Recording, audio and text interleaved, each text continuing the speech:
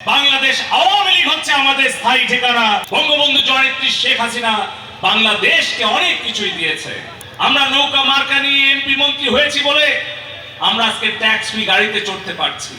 সেই গাড়ি, সেই বাড়ি, সেই অফিস, এই সকল কিছুর উপরে আমি মনে করি, আমি বিশ্বাস করি আমার আওয়ামী লীগের তৃণমূলের নেতা কর্মীদের হক রয়েছে, অধিকার রয়েছে আমাদের এই দলের এবং এই সরকারের, আমাদের এই নেতাদের নেতৃত্বের এবং যত কিছু অর্জন রয়েছে তার উপরে।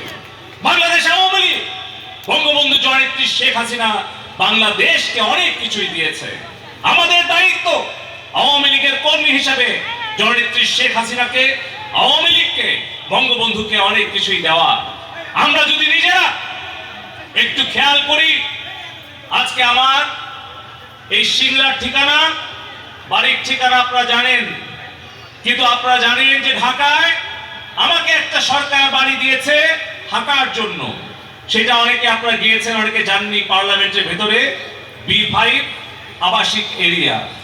কিন্তু যখন আমি পাসপোর্টে লিখি আমার একটা অস্থায়ী ঠিকানা, বর্তমান ঠিকানা হচ্ছে B5 ওই পার্লামেন্টে, যেটা মন্ত্রী হিসেবে আমি থাকার জন্য পেয়েছি। আমি লিখি স্থায়ী ঠিকানা এই 670 কলেজ পাড়া, সিংড়া পৌরসভা, আমার জন্মস্থান, আমার জন্মভূমি।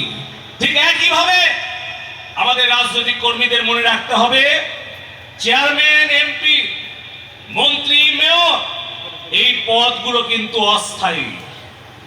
আজ আছে, কাল নাই। আর রাজনৈতিক কর্মী হিসেবে বাংলাদেশ আওয়ামী লীগ হচ্ছে আমাদের স্থায়ী ঠিকানা। তাই স্থায়ী ঠিকানাটা আর একটু ভালোভাবে যত্ন গ্রহণ করতে হবে। আর যদি আমরা কেউ ভুল করি, সেই ভুলের খেসারত কিন্তু আমাদেরকে দিতে হবে।